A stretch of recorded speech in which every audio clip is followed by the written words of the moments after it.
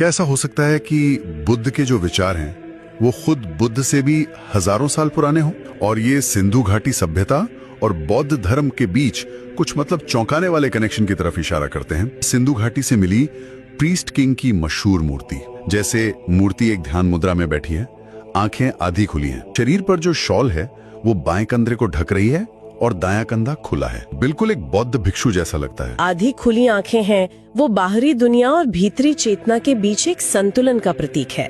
और जिस तरह से शॉल पहनी गई है उसे उत्तरासंग कहते हैं। वो बौद्ध विनय के नियमों का एक जरूरी हिस्सा है। तो जब ये तीनों चीजें एक साथ एक ही मूर्ति में मिलें, बिल्कुल, ध्यान मुद्रा, आधी खुली आंखें और ये खास पहनावा, तो फिर इसे सिर्फ एक इत्तेफाक कहना थोड़ा मुश्किल हो जाता है। लेकिन सिर्फ एक मूर्ति के आधार पर इतिहास की इतनी बड़ी बात कहना थोड़ा मुश्किल लगता है। सिंधु घाटी और बाद के बौद्ध राजाओं दोनों के सिक्कों पर जानवरों के चित्र बने होते थे। दोनों में बैल और हाथी जैसे जानवरों का अंकन आम था। बौद्ध धर्म में तो ये जानवर बहुत बड़े प्रतीक है।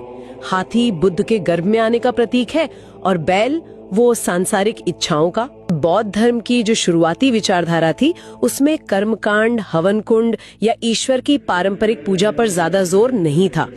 अब इसकी तुलना सिंधु घाटी की खोजों से कीजिए। इतनी बड़ी और व्यवस्थित सभ्यता थी, लेकिन हमें वहाँ से आज तक कोई मंदिर नहीं मिला, कोई हवन कुंड नहीं मिला। हाँ, ये तो है।